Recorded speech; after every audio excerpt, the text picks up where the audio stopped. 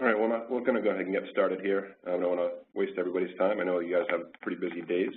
So I'd like to welcome you all to Micro Technology Solutions IT Security Series. Today we'll be taking a look at Cisco's AMP for Endpoint Security Solution. I'd like to thank Nick Kelly and Cisco for helping make this event possible. Before we get started, if there are any questions as we go along, please enter them to the Q&A window and we'll address them towards the end of the demo. At the conclusion of the event, there'll be a brief survey, and upon completing the survey, you'll be entered for a chance to win an Amazon Echo Dot. We'll announce the winner in a post-event email. We appreciate you taking the time to join us today. You're probably eager to get into it, so without any further delay, I'll pass you off to Nick Kelly. Nick? Thanks, Josh. Appreciate that. You know, we just got an Echo Dot. They're pretty cool. I won't lie. All right, so I'm going to talk to you guys today about our AMP solution. Let me share this out with you guys here. A couple of things just for clarification. So a little bit about me. I am an InfoSec guy. I've been in InfoSec for coming up on 20 years. My background includes work at some other companies as well as with the government. And in the last year and a half, I've been on the technical advisory group within Cisco for our advanced malware protection platform, which is not a product. So AMP for Endpoints we're going to talk to you about today is actually a product, but the AMP engine actually runs across everything that we have within the Cisco security portfolio. So I'll talk to you about how it gets applied in a couple of different ways. But before we jump to that, let's talk about what it is that we're trying to solve, right? So maybe because I torture myself a little bit, I get up every day and I have my customized Google News feed, and some of the categories I have in there are ransomware and data breach and malware, because it lets me see who is the target of the day. And I don't mean target the store, I mean the target because everybody's getting hit every single day, right? So so we know people are getting attacked every day. The ransomware alone is a multi-billion-dollar industry at this point. But the way that people get hit is almost always on the endpoint, because that's where malware executes. That's where things can happen, like we can encrypt a drive and demand that you pay us Bitcoin, or we can implement a keystroke logger and we can take your passwords, that type of thing, right? So security is important across the entire realm of what you have, your data, your users, your network. But the endpoints are where we really want to focus on today's session, right? So the problem that we have with the traditional approach towards security is it's a point in time. And I worked for a traditional AV vendor for a number of years. And point in time security is not enough.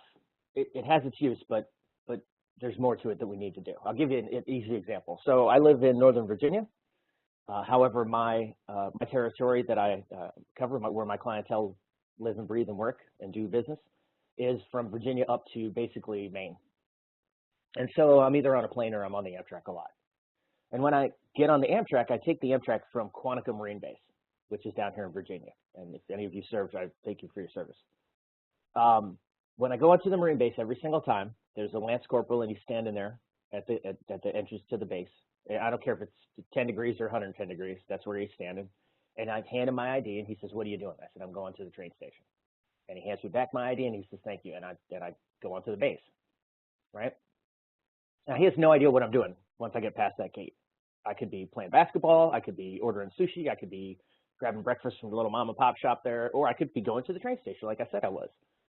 And that's the same approach to typical security on the endpoint, which is this file comes in, we look at it, is it known bad, is it known good, right? If you think about antivirus is basically just mugshots, right? Does it match this mugshot? Have we seen this guy before? Is he bad? Okay, well then let's make sure he doesn't do anything. So it works, but it only works about half the time. And that's not even a quote from us. That's a quote from an AV executive. The reason it only works half the time is because the malware authors are smart. They don't want to get caught, and they don't want to spend their time crafting something that's not going to be effective, right? So they do things like sleep techniques. They're sandbox aware. They polymorphic worms, those types of different things. And so what happens then is once it gets past that gate guard, once it gets past that initial inspection, we don't know where it is. We don't know what it's doing on the device. We don't know how bad it is. We don't know what processes it's engaging. We don't know if it's making changes to the registry, et cetera. So we need to have visibility beyond just that initial point where it gets in. Okay? if you think about what we do on endpoints, endpoint security products really serve as one or two different functions, right? The first is endpoint protection. We want to make sure nothing happens on these endpoints, and that's where AV started, and then we've added additional functionality in, right? Host-based IDS, encryption, all those different types of things. The other piece of the puzzle is endpoint detection and response. So we need to have the ability to find out when the protection mechanisms have failed. So we need to see, oh, yes, something is on this device, and then what has it done? How long has it been here, right? And unfortunately, because of the way that a lot of companies have adopted security technologies with limited personnel, limited budget, is a lot of times that when they become aware of an attack, they realize it's already gotten around their security tools. I'll talk to you a little bit about what we as a security industry have done to our poor clientele in terms of creating a white noise problem, right? A lot of folks who answer these surveys and speak to some of the industry questionnaires don't say that they got hit because they have not enough tools. A lot of times it's the opposite. They have so many tools that they just don't know which ones are the right ones to look at first.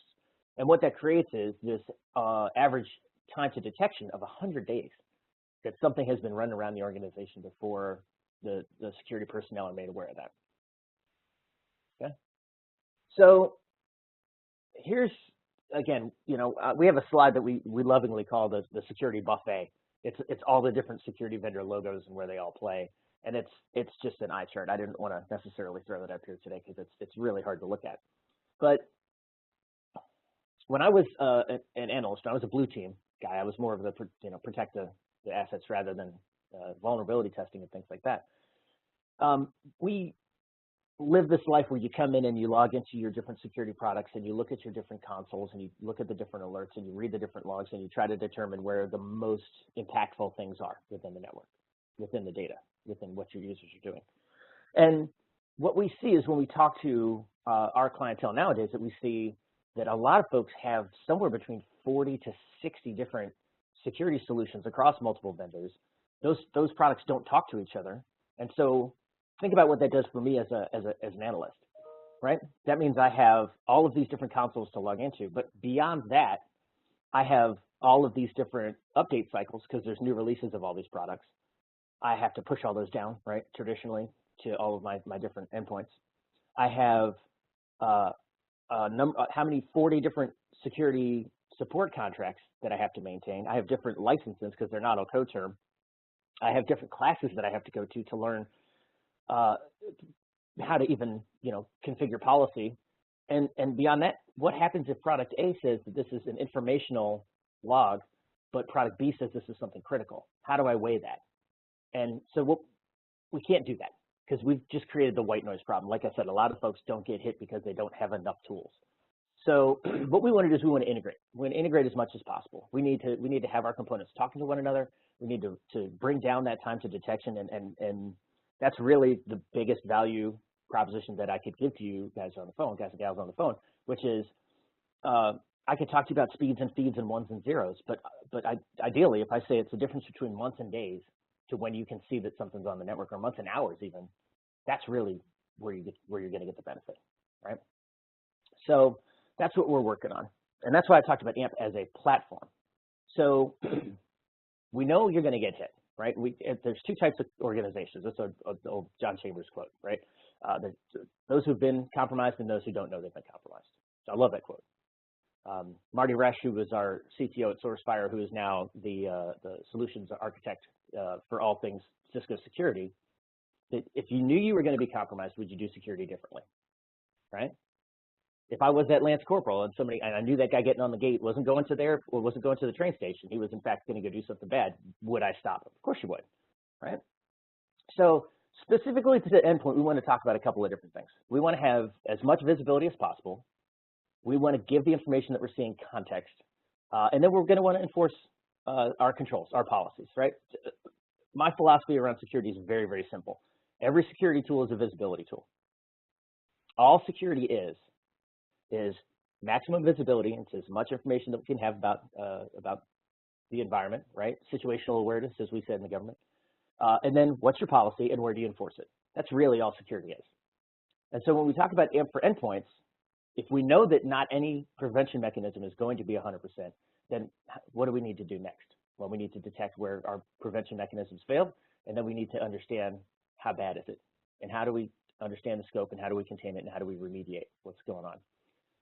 The AMP for endpoints connector, as it exists today, runs on PC, Mac, Linux, and Android. There is a new tool, and I don't have a slide in this deck on it. There's a new tool on it, which is called the Cisco Security Connector. And what that does is that actually is for iOS devices. There's some caveats. They have to be in supervised mode. They have to be managed through a mobile device management. But that allows us to put the advanced malware protection and the umbrella functionality onto iOS devices. It's a big, big, if there are any K-12 or schools that are leveraging iPads, please talk to me about that at the end. So what is AMP for endpoints? So AMP is a little bit different from traditional AV in a number of different ways in terms of what we do, first of all, but in terms of how we deploy. It's a software subscription. Everything's managed from the cloud. Not only is everything managed from the cloud, but all of the disposition engines, and I'll talk about what that means, all of the disposition database lives in the cloud. So there's no need for a big connector or a big file or a big anything to get pushed down to all of the endpoints. So there's no DAT file, there's no definition set, there's no, it's 20 megs today, but it's 300 megs a month from now, right? That doesn't happen. We have a lightweight connector. The connector just talks to the cloud and says, here's the communication. I'll talk to you what that communication looks like. So here's our goal. We want to be able to prevent as much as possible. Everything, of course, I said prevention is not 100%, but obviously you do want to stop as much as possible in advance. But again, when something happens, we need to know that something's gotten past our prevention mechanisms, and then how do we respond? We want to be able to leverage this technology to be that, not only the endpoint protection piece, but the endpoint detection and response piece as well. Okay? So from a prevention technology, Talos is our security intelligence organization. I'll talk to you a little bit about what they do. I think that that is an army of professionals that are behind the Cisco security portfolio that you may not know about, but you should. And I'm partially biased because I've had a chance to work with a number of them, and the things that we do are really cool. So what we want to do is we want to block things when they get onto endpoints, right? Because if something's gotten past your network gear, or you're not on the network, how are you going to protect these devices, right?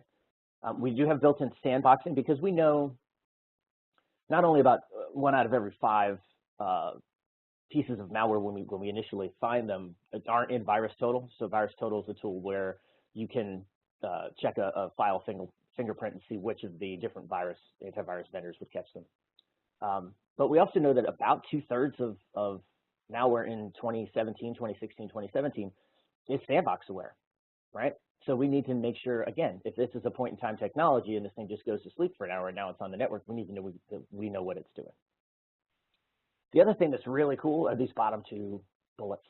Low prevalence, and I'll talk to you about it, and then vulnerable software report, which I think is another thing that's wildly important. So let me take a minute to talk to you about what Talos is. Talos is our team of analysts, engineers, researchers, and outreach committee who digest all of the data that we see across all of the Cisco security portfolio, all of our open source projects that we have, as well as through our security partner ecosystem, which is huge. And this is just an idea of how much data that gets seen by our teams, right? So we have 1.5 million global sensors. We process 100 terabytes of data a day. We process through Umbrella. If you guys saw part 1 of this series and you're familiar with the OpenDNS acquisition, we actually process 120 billion DNS requests a day. That's huge. It's a ridiculously large number. To just put it into context, when we acquired OpenDNS, that was 60 billion a day. So it was half that. So we've actually doubled our capacity with them. We see about 1/3 of the world's email traffic. We process 13 billion web requests a day, which is 4 times as much as Google. We're in 40 different languages. We have our AMP community, which is, there is a consumer version of AMP, which I'll talk to you about. If you guys have questions, I'll throw it in the chat window here at the end. And then what do we process through our partnerships with Microsoft, with law enforcement in a lot of different countries. And then we have a voluntary program called Aegis, which is another thing. But bottom line is what we do with this is we actually take that information and we turn that into deliverables within all of the products across the security portfolio. So whether that's a snort rule, whether that's an anti-spam signature, whether that's a malware disposition within advanced malware protection, we're actually going to deliver that down into the products, or in some cases, just deliver that down into the cloud where these products do their lookup in AMP's case, right? So that we're not looking to push something down to every single device. We don't have to do that. So what does AMP actually do? So AMP's cool. So the first thing that we do is we do the easy stuff first. Okay, you want to have layered security. You always want to have layered security, and not just on the endpoint, but as a rule, you don't want to have a, it's a pass fail, allow, deny, one or nothing, and you're in, right? So, but when you have a layered security, you want to do the easy stuff first, right? So let's talk about Umbrella. So Umbrella looks at the DNS request, sees where your endpoints are trying to access, where your users are trying to go to, and says, are they on a list? If they're on a list that we know is bad, then we just block them. It's easy, right? You good guy or bad guy, easy thing, right? Think about firewalls. With firewall rules, firewalls are what? Allow, deny, right? Are you on the list or are you not on the list? So you can do the easy stuff first. The easy stuff with AMP is every time we see a file that's part of a policy, we say, okay, give me a fingerprint of that file and let's go do the lookup. Right? We go look up into our malware disposition database, and we say, oh, we have seen that guy before. It's a known bad guy. Just go ahead and quarantine. Right? That's easy. But beyond that, we want to do some other things. So we need to do things like fuzzy fingerprinting for the polymorphism. Right? Have we seen something very similar to this, and has it changed? We want to do things like rootkit scanning. We do have an antivirus engine that we run. If you guys are familiar with ClamAV, those are some of the libraries that we use. And then do that dynamic analysis through our sandboxing technology. So, big question we get all the time. It may already be in the chat window. I'll know when I get out of my screen here. Can you replace traditional antivirus? My answer, yes and no. We can, when you're talking about traditional antivirus, you're talking about just antivirus. If you're getting into host-based intrusion, you're getting into an encryption engine, you're getting into data loss prevention, all those things on the endpoint, then that's not functionality that we have. We supersede a lot of those companies in what we could do from detection and response, but we're not going to provide those other pieces of functionality on the endpoint that I talked about. If you do want to use AMP as your AV within a Windows environment, you can do that. There's an engine called Tetra, and Tetra looks at exe files within a Windows environment as part of the policy. So you can go into your system center and actually turn on virus protection, and it will recognize AMP for endpoints as one of those things. I talked about this a little bit earlier because I think this is some things that I could jump into a demo and show you this as well. A couple things that are really, really super important that we can do, right? So I talked about nothing's going to be 100% prevention. With that in mind, if we see a file and that file is unknown, let's start from the bottom up, we can look at indicators of compromise. Indicators of compromise are a behavior-based something that is going on with this file, even if we don't know that it's malware, we don't have a disposition on it, right? It's either, it's not known bad, it's not known good, it's just a we don't know. Let's run it through our threat grid engine to see what we can find. And there are about 700 different indicators. I'll give you an example of what's one of my favorite. You can see the ones that are on here, right? We modified an executable, modified a file in the Windows 32 system 32 directory. Maybe there's a parent-child process where if you kill one, it restarts the other over and over again. Ironically, one of the things that does that is Cortana in Windows 10. You just can't get rid of her. But there's an indicator of compromise that I think it's specific and it's incredibly useful. And I'll tell you what that is. Within the AMP for endpoints, we have endpoint indicators of compromise, and one of those indicators of compromise is an unknown file comes in and it engages the Windows Volume Shadow Service, okay, VSS. What does VSS do? VSS only does one of two things. It either creates backups or it deletes backups. So let's review that again. So now we have a file that's come in, it's executing, we don't know if it's good or bad, but it's possibly deleting backups. What do we think is going to happen next? It's likely to encrypt the drive and hold you from ransom, right? So knowing that ahead of time is incredibly useful. And it may be nothing, but it may be something worth investigating, right? The low prevalence tool, so this middle bullet that we have here, is we're looking for things called singletons. And in the antivirus industry, a lot of the malware authors have gone away from, let me make a big splash with this particular attack, and they've gone to, I just want to go low and slow and creep in here and steal financial information. And singleton is typically a file that we see about 5 to 7 times before it morphs and turns into something else. And that's what the low prevalence report is going to look at. Low prevalence report says, okay, I've got AMP deployed across 1,000 endpoints, but I've only seen this file on 3 of them. Let's maybe take a look and see, is that legit, right? And when I talk about the typical files that we look at, I don't mean a PowerPoint presentation or a spreadsheet. I mean potential executables, maybe Office files. It depends on how much stuff you want to look at. Maybe container files, but definitely, you know, PEs and usually PDFs as well, because a lot of malware likes to hide inside PDFs.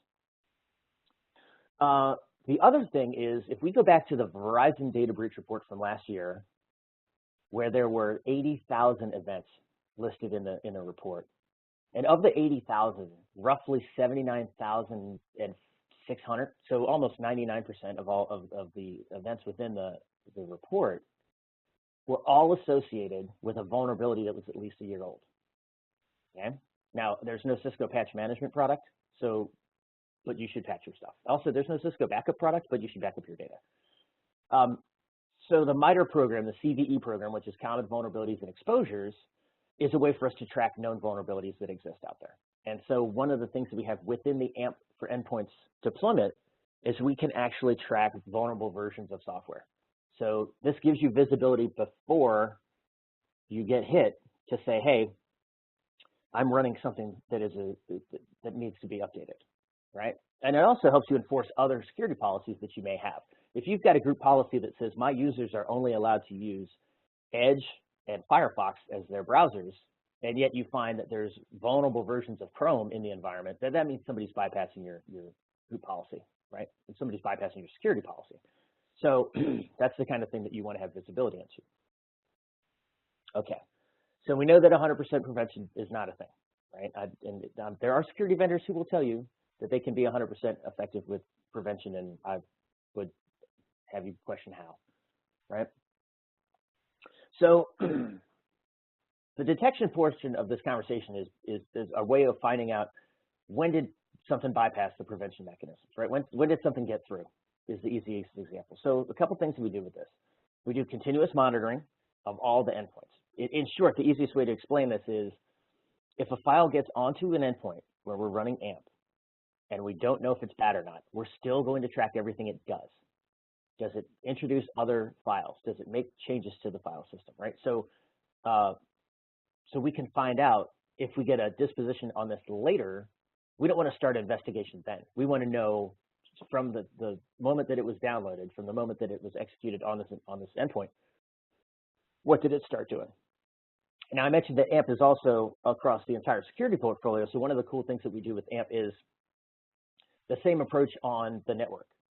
So AMP runs on our network security devices, and if we see an unknown file come in, we're going to track all the IPs that get associated with it. So I talked about integration earlier. If you think about that, if we're running AMP on the endpoints and on the network, what do we get? We get a very, very deep view of everything it's doing on the devices and a very, very wide view of everywhere that it's gone. So if I determine that this is malware later, I can see it was on 20 machines, not just one, right? We can also take in an agentless detection with our cognitive threat analytics. I'll show you that in just a second. Again, AMP everywhere, so we integrate across the entire security portfolio.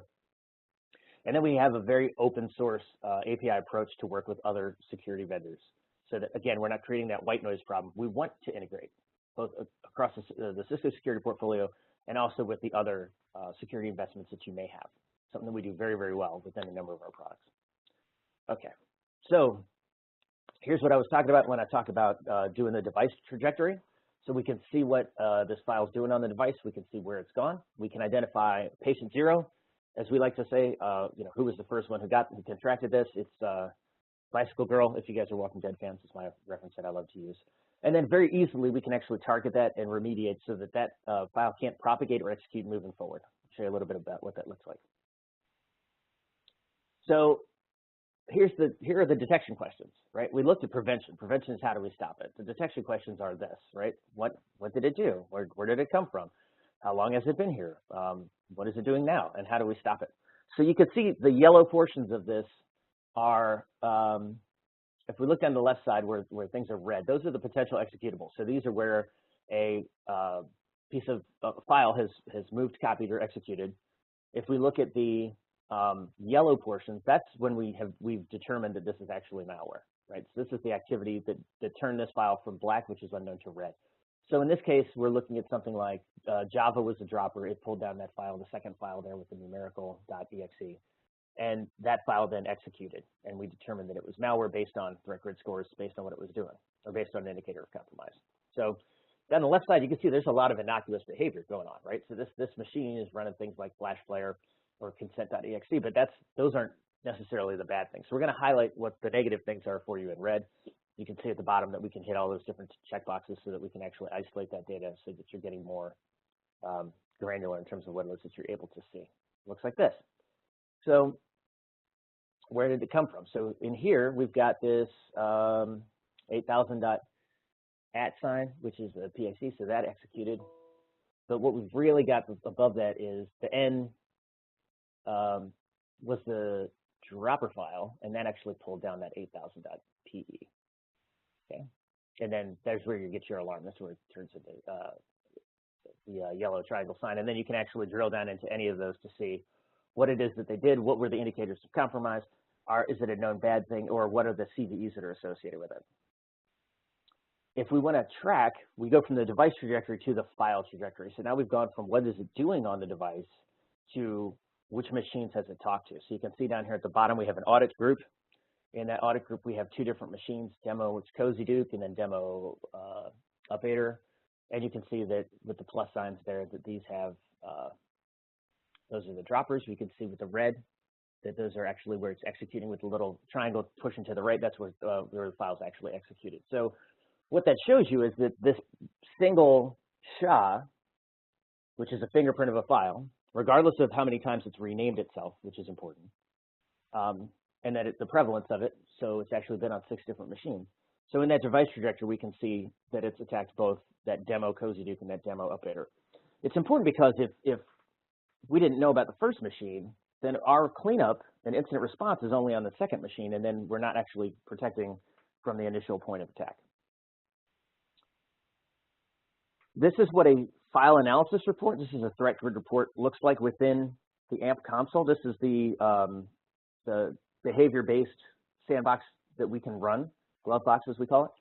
And what it does is it shows us the ID, it shows us when this file first was in the environment, where it started, where it ended, how long it's been around, what it called itself at the time, so you can see the file name is there. If it's renamed itself, you'll see that as well. What's the SHA-256 fingerprint? What's the SHA-1 fingerprint? We do 256 because there's less of a chance of collision. There's less of a chance of a false positive. And then you can see down here that we've got some bad scores, right? So it modified an executable, it made changes to a system directory, etc. What's cool at the top, and it's not necessarily in the slide deck, but I can always share some of them, is you can see an analysis video.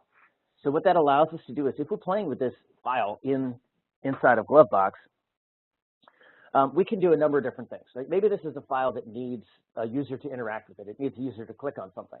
So you can actually, inside of the sandbox, you can click and then have that file execute, but it's not going to affect anything, right, because it's not on the production network. The other thing you can do is you can move the clock up. So if this is something that goes dormant for an hour to bypass sandbox technologies, you can actually get that. Whenever you're interacting with it, we record all that. So that allows you to show this analysis video. A lot of times that's very important for user awareness. So you can show your user, here's what happened, right? And this, you can see here, this is where this, you went to this website, this is where you clicked on this link, right? Free Windows 10 upgrade or whatever it happens to be. And then if we flash forward an hour, this is where the screen says, boom, your hard drive is completely locked up and you need to pay us Bitcoin. So it can be an educational tool as well, right? And then finally, if we do see behavior on a system, how do we contain it? How do we remediate? It's very, very simple. You can, with 2 clicks, literally right-click on that particular threat that we see here, right, which is pulled down by Java, and it's, what is it, the 11938, blah, blah, blah, blah, blah. the file was not quarantined at the time, we can right-click and just create a simple custom detection. We can do a malware block, we can do a quarantine, however we want to do that. From that point forward, any machines that are within that policy or that are covered by that policy will not have to necessarily do a lot of analysis. They can just look. Remember I said do the stupid stuff first? This is putting that particular file on the list. Note, it's not a security thing, but you can also, if there are applications that are particularly chatty or something that you just don't want used, you can do an application block as well. So if there are, we see it a lot of time with like remote access tools and things like that, where we just don't want our users having access to those. So we just go ahead and put those on an application blocking list. Okay. If you are using a proxy for your web traffic, we can actually ingest the traffic logs, which help us to, again, get better situational awareness, better security actionable intelligence, which is we can see all of the web traffic and correlate that. So we're looking at the IPs within AMP to see where things have executed and what they're doing on the devices. But with the web traffic, we can actually see where these same endpoints, right, because we're resolving the IPs, where the IPs are going out to. And that may give us an idea in terms of, okay, so this is the website that somebody went to when they got infected. So do we want to block that website? Is it something that we need to add to our security policy, acceptable use policy, et cetera? It's not just the Cisco web security appliance. We also work with Blue Coat and a couple other security vendors as well. So we can pull that in. What we tend to see is about a 30% uptick in visibility, because it just, again, what is security, right? We need to have absolutely as much visibility as possible. All right, so I said AMP is everywhere, and it is. So our first move when SourceFire was acquired was we wanted to take the advanced malware protection engine, we would put it everywhere that we could put it. So today we're talking about AMP for endpoints, which is, again, Windows, Mac, Android, and Linux. We want to be able to see when something executes. We also run AMP on the network, so we can see where infected traffic is traversing. The AMP engine runs on the Meraki security devices, so if you guys are Meraki users, we have that capability as well. We can put AMP on the Firepower devices. Anything that runs Firepower can run AMP as well. It is on the integrated services router. We do have it within the email security appliance. Interesting thing from a blog that we posted last week, which is beginning in December, you're actually going to be able to manage and report on your email security appliance from within the AMP console. So again, talking about integration, right? Because email is still the number one of the two. Email and web are still the top two attack vectors for malware infection. So let's see where that incoming email, what the source of that was, because we know when that user opened that file or clicked on that link that it executed malware on the device. So now we, again, what did it do on the device? Where did it come from? So those are the two pieces of information we need to correlate. The AMP engine runs on our cloud web security and our web security appliances as well. ThreatGrid obviously integrates with AMP because it's a huge part of what we can do for our sandbox and dynamic analysis. And then we do have an AMP private cloud. So if you're one of the small environments that doesn't want AMP to talk to our public cloud for whatever reason, because we don't actually send any data, but we just send hashes, then we can leverage that. We can put the disposition engine locally, basically, is what we're doing. Here's our goal, right? This is what we do with our, if you read the Cisco mid-year security report, is if we look at all of the information that Talos has and all of the telemetry data across all of those different platforms where you saw the AMP data, we can take that time to detection down from basically, for you sales folks, from a quarter, right, down to under a day. So I can find out the same day that we get infected that something's on the system, right? People were in a lot of these data breach targets for months before they were ever detected. You can check out some of the market recognition that we have here. I've got one more slide, I think, and then oh no, I have a couple more slides. So NSS Labs is a third party. What they do is they look at breach detection results, they look at speeds and feeds, they look at that type of information, so you can check those out. Gartner, you guys all know what Gartner does, so you can see some of the other reports here from IDC, from Forrester, et cetera, about where we're going with our security strategy and how effective we've been on that roadmap. Again, for the folks who did this with part one, when we talked about Umbrella, I wanted to tie this in real quickly because I think it's important. AMP and Umbrella are two of the first tools that our incident response team uses when they get called in after one of our clients has been attacked. And we do that because, again, they're visibility tools, right? We need to see what's executing on the endpoints. We need to see where these machines are calling out to. What malware domains are they getting infected by? What command and control domains are they going to get their orders, okay? But I mentioned having a layered approach to security and doing the easy stuff first. And that's really what this slide is the first thing that you want to do is you want to leverage Umbrella.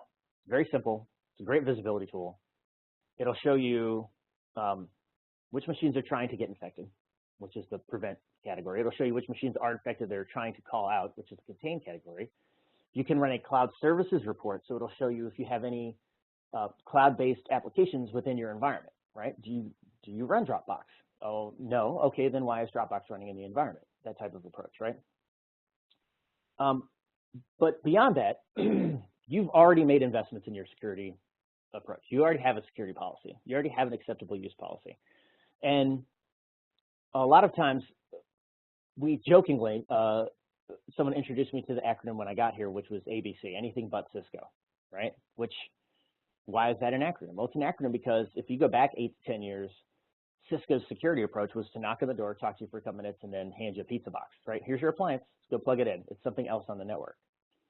And a lot of organizations weren't into that, right? They had other hardware investments that they'd already made, right? They're Juniper shops or Checkpoint shops or whatever. That's totally fine with AMP for endpoints, with Umbrella. It's okay. Keep what you like, right? But how do we make it better? We still want you to have a layered approach to security. We're not saying you can't use AMP, you can't use Umbrella unless you also use a Cisco firewall. It'd be ridiculous. But if you have investments in those other companies, a lot of times we can take their security intelligence information and make that visible within Umbrella to provide us better context. Again, where are we seeing these things going, right? Just like we take the web proxy logs and we put them into AMP, we can take your security intelligence logs from your different other security vendor investments and put them into Umbrella. So it gives us, again, integrations really where we're going. We want to reduce the times of detection and make you guys as safe as possible. Chances are good you have a bunch of these different things that are down here on the bottom. You probably have firewalls and IDS and sandboxing and something on the endpoints, etc. But this is where these two products fit in very, very well. Okay, can jump into demo, but I want to answer some questions first. So let me do this. I'm not going to go into appendix slides. I'm going to check and see if there are any questions first in the chat window. And if not, I will jump in and show you a couple of different things within the console. Josh, is that okay? Does that sound right? Yep, that's great. There are a couple questions. Oh, great. Okay, good. Let's see. All right.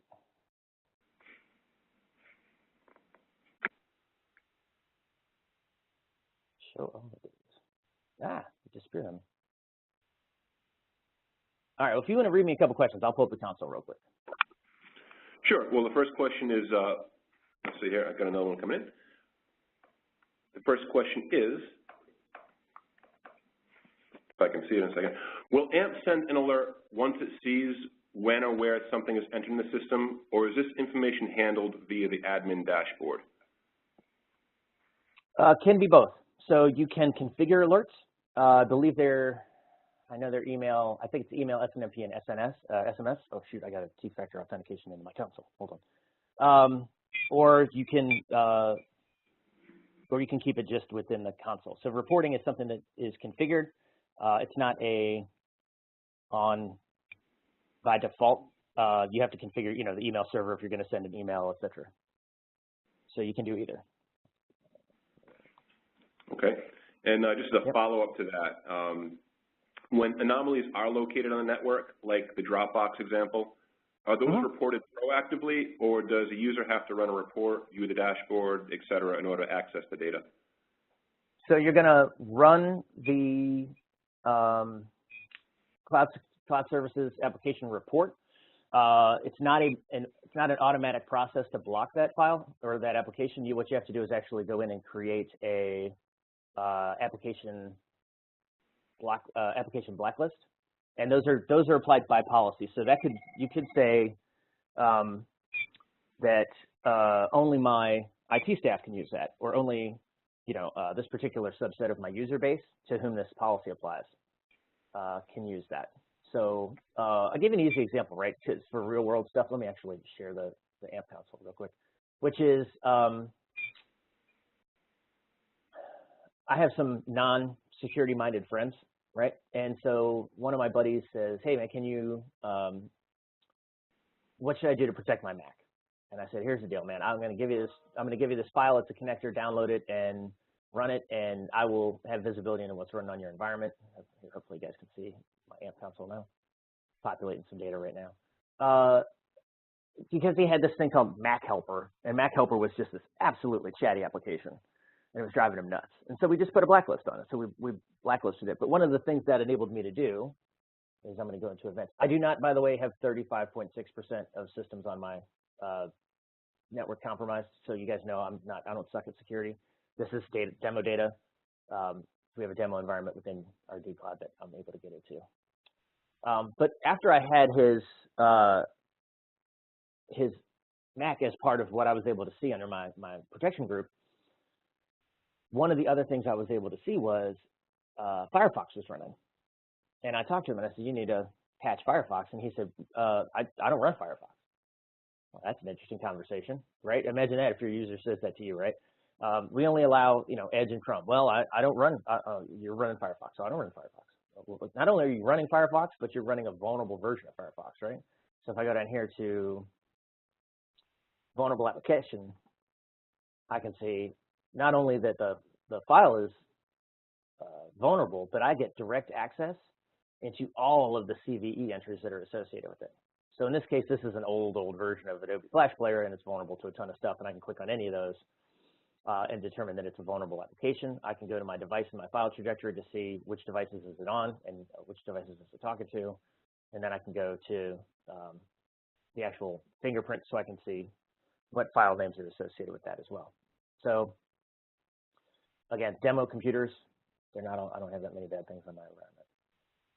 But if I wanted to block that from that point forward, I would just have to go in and then right-click and do an application block. We got another one. Otherwise, I can show you one of the threat reports too. Yeah, we got one more question right now. Yep. Can you run AMP concurrently with another AV solution, such as Symantec SCP? Yep, do it all the time. So SEP is an awesome engine. There's some really cool things within it, including a piece within the host-based IDS called generic exploit blocking, which is cool because what that does is it doesn't have to know the threat. It's very much like what we do with indicators of compromise, but it does it as an IDS signature.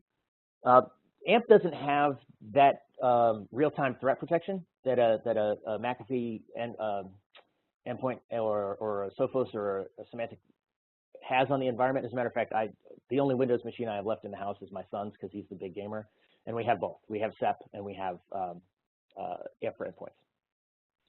AMP doesn't run that continuous process, so it's not going to be butting heads with endpoint protection from any of those vendors. What it does is we set a policy, and in that policy are the different file types. When we see a file that's one of those types, we do that fingerprint and lookup, right? So there's not necessarily a scan or anything that happens on your computer. As a matter of fact, to do our endpoint indicators of compromise, we have to build that catalog. So when we initially do a scan, we either have to preload those indicators of compromise or we have to run it, and it could take forever on a machine. So so they do play very, very nice together. And again, it's a layered security. They just happen to both be on the same existing endpoint asset. This is what the threat grid reports look like. So this is a really wicked file that we have here. We can see it's an executable file, right? And here are some of the indicators of compromise that I talked about. So we can see that it potentially is talking to an onion route exit node, right? An email that, or not email, website that ends in .onion. We can see that it did in fact delete backups, right? We see that it did engage that shadow copy service that I talked about. We can see that we've got an artifact that's flagged. One of the AV engines actually said it was bad, right? So we need to know that information, but we get the severity of how bad it could be and how confident we are in that severity. And that's where we get this, yellow, red, black, and then we can run that video. We can download the sample. We can download a PCAP, whatever we're going to do. But in this case, it's already been flagged as malicious, so we don't have to take any additional steps on that. And that's just right in here. So in my events section, whenever I find something, the cognitive threat analytics says we detected something through those web proxy logs that we talked about earlier.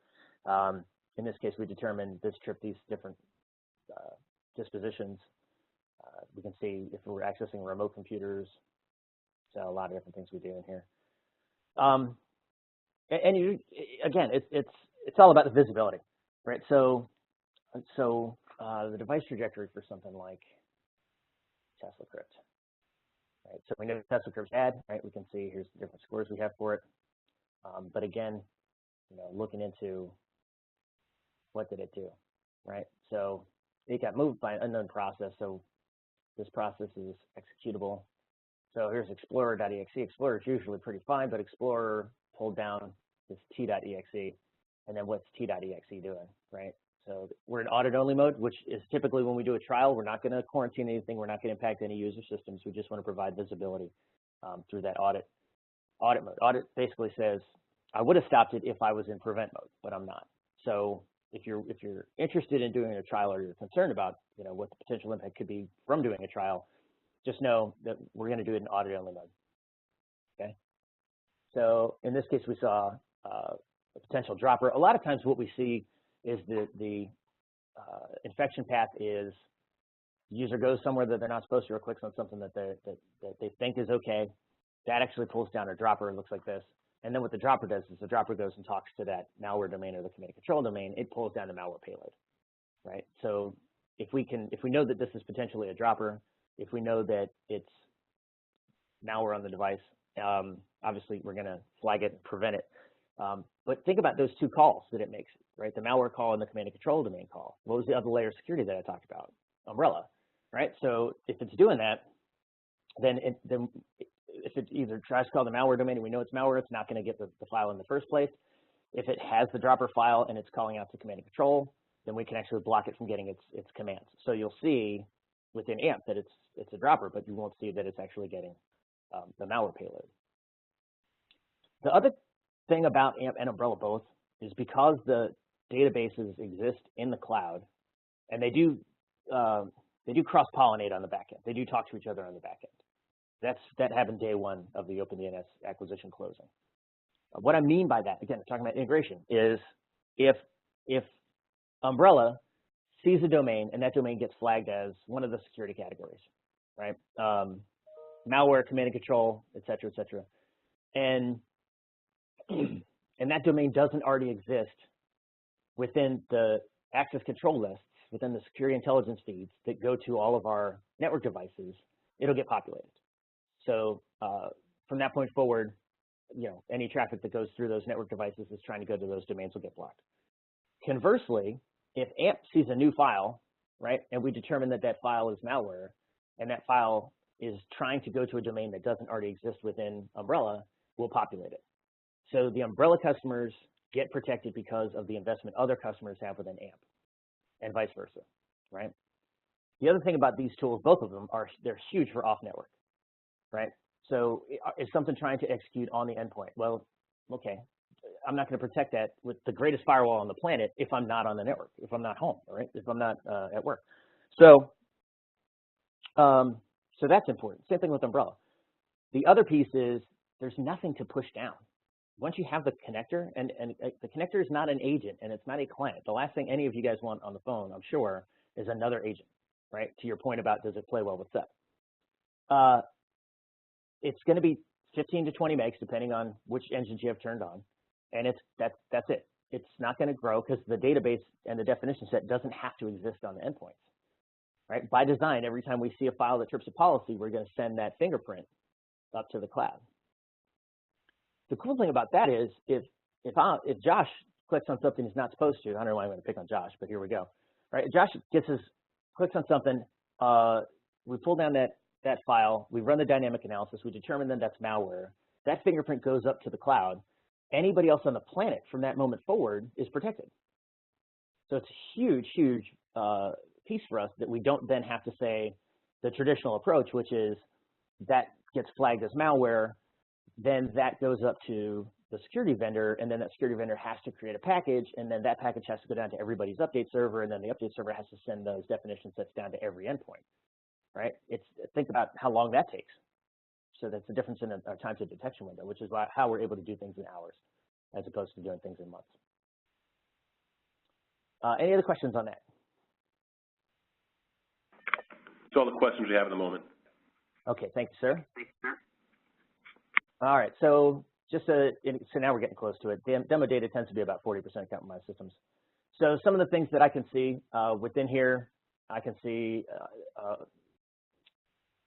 any of the significant compromises that we see. I can see event types. So this is malware data, this is quarantine and event data, and then we have vulnerability data over here. You can see the statistics in terms of how many files and how many network connections are we logging, how many connectors do I have installed. If I want to set up the deploy these, it's very, very simple. I can go to management, I can go to download connector. I can download it directly here. I'm going to go to my protect group. And I can just click on it and grab it, or I can send the URL out. I can build a package as well if I use different tools to deploy, right? So if I'm leveraging Windows Security Action Center, right, or something like that. The other thing is AMP and Umbrella are also modules within AnyConnect. So if you have an investment in AnyConnect and you want to use AnyConnect to push the AMP endpoint connector to your devices, you can do that. If you want to push the Umbrella protection to your devices, you can do that. It's very, very simple. AnyConnect is becoming our integration point for all the technologies that we can do on the endpoint. So in addition to AMP Umbrella, you can also leverage posture checks within Identity Services Engine. You can point it to which one of the web security proxies that you want it to go to. You can actually pull NetFlow data to talk to StealthWatch. So a lot of different integrations that we're able to do there. But this is very, very simple. If I wanted to send this URL, I can email it. I can throw, actually, a lot of times I've thrown it in Facebook Messenger if it's, you know, one of my close friends whose little system that I'm monitoring. And that's relatively it. I mean, here's a vulnerable software report, which again I think is pretty cool stuff. So I can see what's running around the environment. Of course, it's Java and Adobe Reader and Flash, right? But that's it. So we got just like a couple minutes left at the top of the hour here. I want to make sure that I get. I'm going to send it back over to you, Josh. I know that you talked about wrapping this up for us. Let me find you. Yeah. One thing I want to ask about is there is a demo available, right, Nick? Oh yeah. So we do regularly scheduled demos as well as if we want to play around on dcloud. All this information is identical on dcloud except for the one little group it's mine, obviously specific to my environment. But yes, and there's some additional information I can get to you and your technical staff, Josh, also about how to get to this stuff on demand. So if people just need to pull it up in a meeting or whatever else, we can do that as well. Okay, great. Well, I'm going to be sending out a post-event follow-up, and I'll include that information in the email for all the participants here. Okay. Okay. But I would actually like to thank everyone for attending today. Please be sure and complete the survey for a chance to win the Amazon Echo Dot at the end. If you do have any more questions that we haven't gotten to, please email me and I'll get the information that you need to you. And as I mentioned, I will reach out to all of you with a post-event email. My contact information will be there, so you'll be able to get any messages needed to me. And with that, I will give you back the last 3 minutes. And thanks again, everyone, and have a great afternoon.